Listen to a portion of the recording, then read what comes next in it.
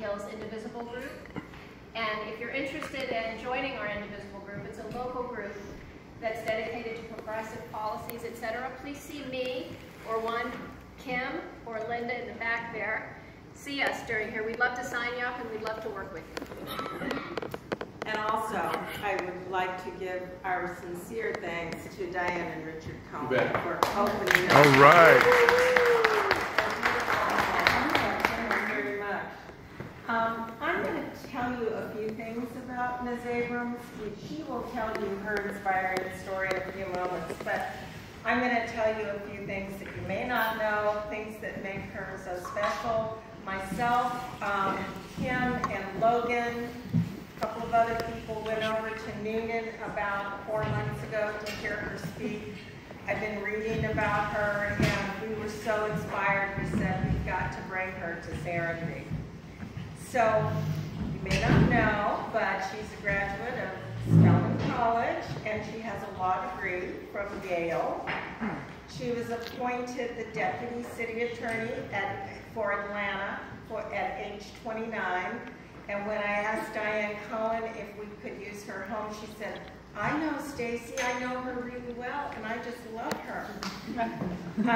She became the first woman to lead either party in the Georgia General Assembly, and the first African-American woman to lead in the House of Representatives, which is really spectacular.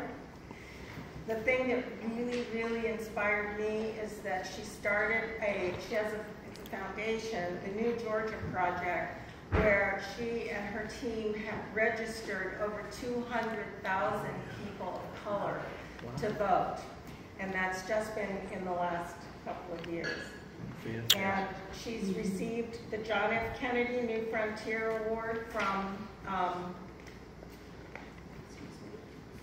the Kennedy Library and Harvard's Institute of Politics. She's been named one of the 100 most influential Georgians by Georgia Trend for 4 years.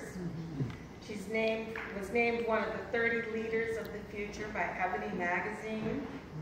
And there are so many other things that I could tell you about her, but just so you don't think she's all about politics, she's also a romance and suspense writer. Right. Numerous books. Written a book about leadership called The Minority Leader. And with that, with no more further ado, I would like to present Ms. Stacey Abrams.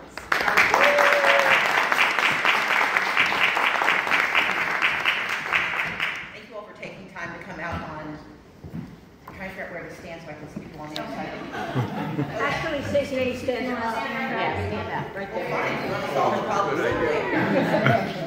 So my name is Stacey Abrams, and I emphasize the Abrams because you may have heard there's another Stacey running. But you don't need to go past Stacey Abrams, you're fine. But I'm honored. Julie, thank you so much for the kind introduction. Thank you, Diane, for opening your home, and Richard. Diane and I have known each other since I was 29. She was one of my clients at the City of Atlanta. She was the most interesting one I had. And it is an honor to be here. So I've lived in Georgia for 29 years. I'm originally from Mississippi. My parents are from Hattiesburg. I grew up in Gulfport, which is on the Gulf of Mexico. My mom and dad, I talk about them a lot when I'm telling my story because they are the beginning of why I'm here. My mom is one of 7 children. She is the third. And when she was around 4th grade, my mom dropped out of school because her family lived in segregated Mississippi and couldn't afford the school bus because they were so poor. My dad likes to say that his family was from the wrong side of the tracks, but my mom's family was from the wrong side of the tracks. They couldn't afford the school bus, and so around 3rd grade, my mom dropped out of school. And it didn't seem that strange because her 2 older sisters had already dropped out. No one in her family had ever finished high school. Her father, I think, had finished 7th grade. Her mom finished 5th grade. And so it didn't seem odd not to go any further. There's a neighbor that saw my mom outside one day and invited her in, asked her to clean up around the house, had her iron some clothes, and started paying my mom. And after a while, she said, Carolyn, you should go back to school. My mom had all the excuses that you have when you're a little kid about why you're not going to do something you don't want to do. But what was really true was that she was just embarrassed.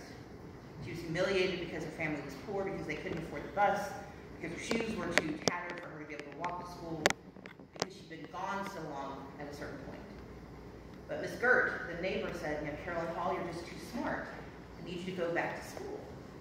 So finally my mom admitted she was worried because she'd been out of school so long, she was afraid she was going to get held back. And the worst part for her was that she would be taller than all the boys in her class when she went back. And Miss Gert said, well, Carolyn, you have enough money for the school bus now. I need you to try to go back to school. So my mom took herself back to school. She went to the principal's office. She screwed her courage up and she went in to be assigned to her classroom to be sent back to 3rd grade. There was a note in her file from her 3rd grade teacher. And it said, if Carolyn Hall ever comes back to school, move her on to the next grade. She's smart enough. My mother not only finished 3rd grade, my mother graduated as valedictorian of her high school. She became the only one of her siblings to finish high school. But she didn't stop there. She went to college at Tougaloo. She went to the University of Wisconsin and did a master's degree in library science. My dad had a different story. My father's family is the upper class of the lower class. And his family had a history of finishing high school and then going into the military. My grandfather was in the Army. But my dad was the first man in his family to think about going to college. But my father's challenge was different. My dad is dyslexic. He wasn't functionally literate until he was in his 30s. He learned by reading to my youngest sister. But my dad had this amazing oral memory, or has. He could remember anything he heard. In fact, he was able to do it so well that his sisters used to complain because he could tell all their business at the wrong time to the wrong people. But they realized that if my father went to class every day, if he was there to listen, he could learn just as well as anyone else. Because in Mississippi in the 1950s, they didn't understand dyslexia. They certainly didn't understand dyslexia in a young black man. They just told him he was stupid. But he knew, and his family knew, and his teachers knew, that he had a mind that could learn. He was brilliant. And so my father memorized his way through school and became the first man in his family to go to college. My dad and my mom met when my parents were about 15 or 16. My dad says he wooed her, and my mom said they stalked her. We don't really talk about it too much. But next week they will celebrate their 49th wedding anniversary. My parents did the things they were supposed to. They overcame the challenges before them. My mom went to graduate school and got this amazing degree, came back to Mississippi, and she became a college librarian, where my mother made less money sometimes than the janitor who cleaned the college. Because there was no law that said that a woman had to be paid her worth. And there was certainly no rule that said that an African-American woman was entitled to equal pay. My father, with this amazing mind, still was dyslexic and could not get a job in an office. And so my father, who had a BA in history from one of the top colleges in Mississippi, became a shipyard worker. Moving boxes, hauling freight, helping with shipyard work because he could not get a job inside. And I don't disparage the work my father did. It was good labor. It worked. But he wasn't given an option to do anything else. And so my parents found themselves armed with these degrees that, despite their intellect, their race and their gender still held them back. My parents moved from being abject poor to working poor. My mom didn't like that, so she called us the genteel poor. We had no money, but we watched PBS and we read books. But they didn't allow us to wallow in our circumstances. They told us instead that we were going to work for more. Because they wanted us to understand that where you begin does not dictate where you end up. And in our family, that was a mantra. And there were 3 rules we had. You had to go to church, you had to go to school, you had to take care of each other. You had to go to church because my parents wanted us to have something that anchored our souls. But the faith that they raised us to believe was not a faith that disparaged other traditions. It was not a faith that tried to discriminate. In fact, it was a faith that said, your job is to stand up for others. The tradition we were raised in is not a tradition I respect or see when I'm at the Capitol. Because the faith that I was raised to believe is a defending faith. It is an open faith. It is not a faith that tries to hurt others. The second job we had, my parents told us, was to go to school. And for us, that was sacrosanct. You could not miss a day of class. If you did, you needed to have a surgical scar and be missing a necessary organ. None of this appendicitis stuff, like you'd be like a spleen or something. Because what they would tell us is, and my dad especially, you can lose your job. You can lose your house. They can take your car. They can never take what's in your mind. And they knew that if they sent their children to school, if they followed us there, my parents never missed an event. And with 6 children, that's a lot of really bad plays that you have to go and watch. But my parents were there for every single one of us, for every single event. And because of that, all 6 of us finished high school, all 6 of us went to college. And in a single generation, my parents went from being the first of their kind to producing 2 PhDs, 2 JDs, a social worker, and a brother that I'll talk about in a minute. But what I learned from that was how important education is, how central it is to progress. That even though it hadn't gotten my parents as far as they thought it would, it had gotten them further than anyone else they knew. That third job that my parents taught us, go to church, go to school, and take care of each other. It was about the 6 of us, but it was also about our community. And it seemed kind of strange to us because we were working poor. We lived in a house where the lights got cut off, where the water might be off, where we were eating the same meal for the 3rd day in a row because that was all that was in the house. And when it got really bad, we were on commodity cheese. And I didn't realize until I was about 10 or 11 that commodity was not a fancy French word for orange. But what my parents wanted us to understand was that no matter how little we had, there was someone with less, and our job was to serve that person. And so they would take us to soup kitchens and homeless shelters. We would volunteer at housing projects, and we would go to nursing homes and hospitals, to juvenile justice facilities. They would make certain that we were always actively engaged in service because they wanted us to understand that you don't wallow in your circumstances, you work to lift others up. My parents took that so seriously that at the age of 40, when I was 15 years old, they quit their jobs and became United Methodist ministers. And that's what brought us to Georgia. They decided to become permanently poor and go to seminary.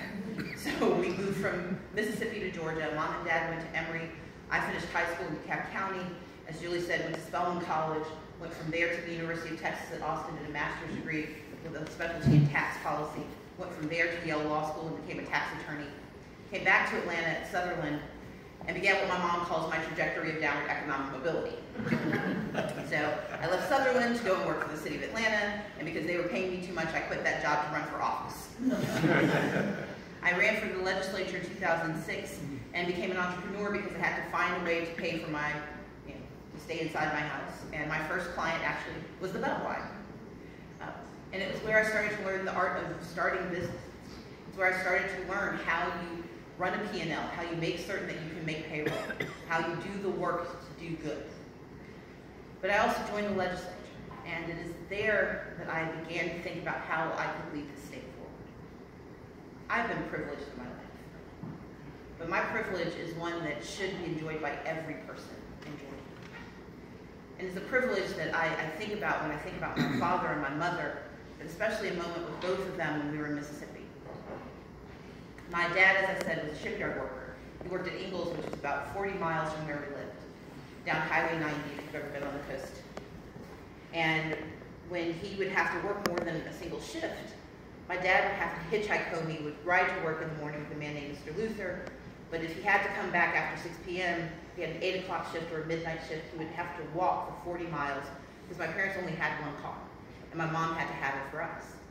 So my dad would call my mom and say, "Carolyn, I'm on my way." And then he'd start walking down the highway, hoping to catch a ride, cut a few miles off his trip. But there was one winter I remember my mom was worried because it had been raining and stormy. There had been accidents on the highway, and my dad called to say he was coming home. It was around 2 in the morning, and she just was too worried to let him walk by himself. So she woke us up and put us in the car. My older sister took one window, and I'm the second oldest, so I took the other window. And we went driving down the highway, my younger siblings asleep in the back, looking for my dad. My older sister sees my father out the window, and my mom pulls over, and my dad gets in the car, and he's wet, and he's shivering because he's in his shirt sleeves. And my mom looks at him, and she's like, "Robert, where is your coat?" And my dad said, "I gave it to a homeless man on the beach." And Andrea and I looked at each other because you lose a sock in our house and you get in trouble. My dad gave away a whole coat. And we wait for the explosion, and my mom just says, "Oh, okay." So I look at Andy, and she looks at me, and I nudge her. I'm like, "You're older, you ask." And she leans forward, and she says, "Daddy, why would you do that? Why would you give that man your coat? You don't have another one." My dad said, "I gave that man my coat because when I came upon him on that beach, he was alone. And I knew when I left him there, he would still be alone. But I could give him my coat because I knew you were coming for me. I'm running for governor of Georgia because I'm coming for Georgia. Yeah. I am coming for the families that have been left out and left behind, that have done all the things they're supposed to, but still can't find a way to make ends meet. I'm coming for the families who've been told they're not enough, for the ones who've been told that they love the wrong person, they speak the wrong language, they pray to the wrong God, the people who've been told they picked the wrong zip code. Those are the people of Georgia who need a leader now. Because there aren't two Georgias, there are three. There's the Georgia that was, there's the Georgia that is, and I'm running for governor for the Georgia that will be when we have the right leadership and the right vision. And I'm a proven leader who knows how to get this work done. I've been in the private sector, the public sector, the nonprofit sector, and I've been successful in every one. And I know that to knit together the state of Georgia, you cannot learn on the job. You have to be willing to do the job because you've done the job. I know that we have to educate bold and ambitious children from cradle to career, which is why I'm the only candidate who's put out plans for how we do that, how we pay for a child care tax credit, how we make certain that pre-K is actually accessible to all 4-year-olds, how we develop excellence in education and not this minor adequacy that we seem to cling to, but how we also guarantee post-secondary education, whether it's an apprenticeship or technical college, associate's degree, or 4-year college, because it has to be affordable for everyone to have the success that my family has had. But I know that every child in Georgia is capable of more if we're willing to invest in them.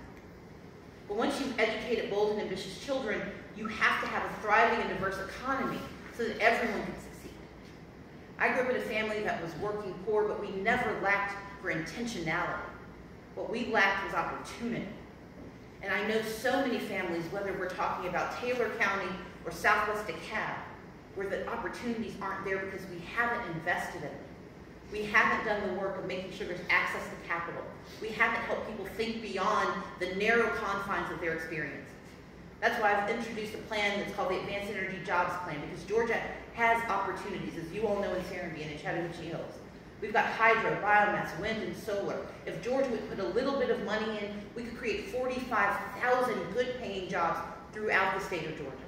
From Camilla to Dade County, we could change the lives of people.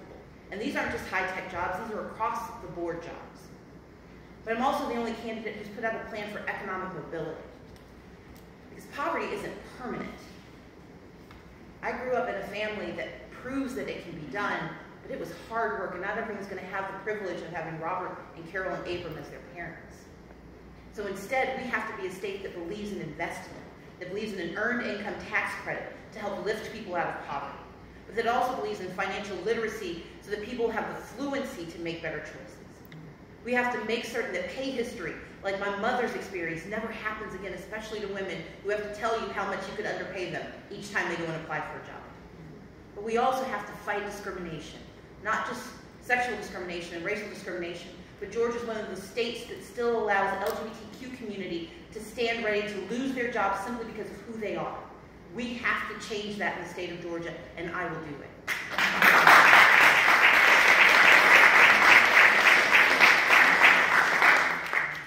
And the way you do that, the way you build economic mobility, the way you build a thriving and diverse economy, is that you have to have an engaged and responsive government with good, responsible leaders. My tenure as minority leader was marked by the fact that I got the nicest compliment from the AJC. Mr. Bloom and I were just talking about the fact that I got PolitiFactor because I used the word never wrong. I haven't quite figured out what they were upset about. But the nicest thing the AJC ever said about me was that they called me strangely relevant. But here's what they meant by that.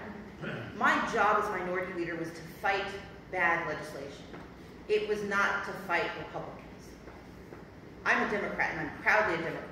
But when it was necessary, I worked with Republicans to get good things done because people don't care about your party, they care about their lives.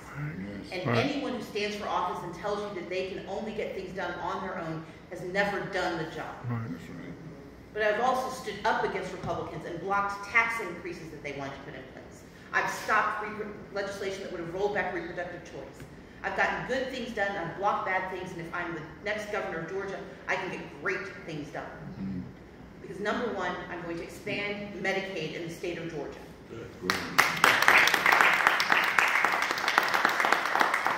Expansion of Medicaid is about 500,000 people having access to health insurance. But it's also about 25,000 veterans in the state of Georgia who are denied access simply because they don't make enough money. It's about the fact that we have 13 rural hospitals that are on the brink of closure because we're too cheap to accept the $30 billion to which this state is entitled in the next 7 years. But it's also about mental health insurance. And that's personal to me. I told you I'm one of 6 kids. My older sister Andrea is a cultural